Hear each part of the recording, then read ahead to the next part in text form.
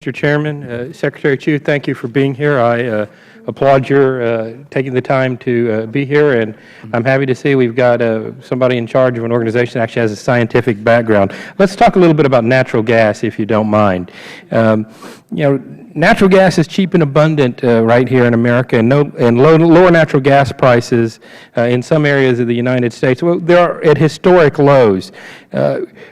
Just for the record, would you say that falling natural gas prices reduce the favorableness of the business model for some of these alternative energy sources? Maybe one of the reasons they're less able to compete is we can throw a proven technology natural gas power plant on and put, $2.60, $2.70 natural gas in it?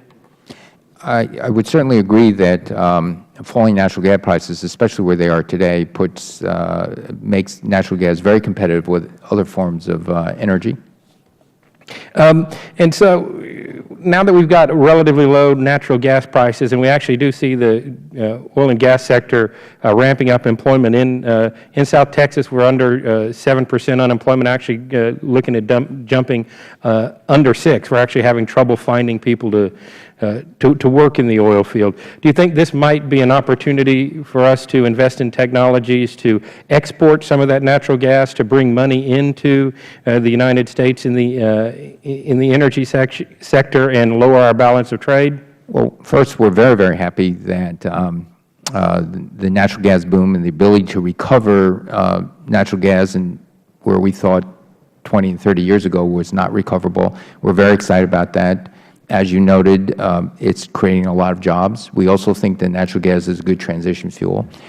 In weighing whether we export natural gas, and our Department of Energy is undertaking a study to see whether we should be doing this. And I just want to add very briefly that it lumps into two things, into fair trade countries, which we have no choice, we approve, and non-fair trade countries, which we have to weigh what's in the overall benefit of the United States. It just seems like we shouldn't be treating energy any differently than we treat our farmers, our automakers, our airplane makers. We encourage exports in those fields, and it seems like doing the opposite in the natural gas field might be a mistake and might be an opportunity to lower. And as far as you also mentioned the term transition fuel, transition to what? Well, to a lower carbon intensive economy. Natural gas emits about less than half the carbon dioxide of the average conventional coal plants, while we work to do research to help coal plants capture and sequester the carbon dioxide, which we are also very committed to. We do see, particularly with these low gas prices, that the power companies will shift the balance somewhat to natural gas. They won't go all the way, because they too don't want. Obviously, you want a diversification, right? A diversification of fuels. But I would encourage your department to be expeditious in approving permits to do export. Before I finish, I do want to ask you about a company called Abengoa. I think it was $132 billion. It had the lowest rating in the entire DOE profile, lower than Beacon Power or Solyndra, both of which have gone bankrupt. Are you concerned about having loaned money to this risky venture? Well, we look at all our loans. We're very careful. We're very mindful of risk to taxpayer money, and we monitor these situations. And frankly, what has happened in the solar industry and solar manufacturing is no one really anticipated that the price of solar modules, the bidding price, would drop to only 20% of what it used to be some 4 years ago. It brings up the issue of a kind of a lack of diversification within the DOE profile. You've got Abengoa, First Solar, Project AMP. They received about half of the 1705 program funds, or about $7 billion.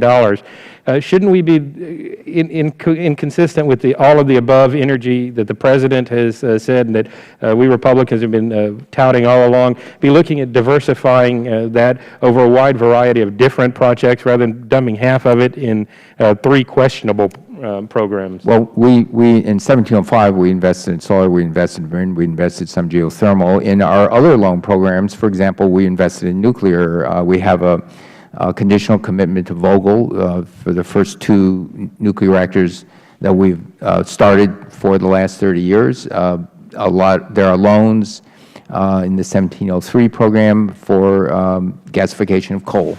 And so there are other parts of our loan program that include those technologies.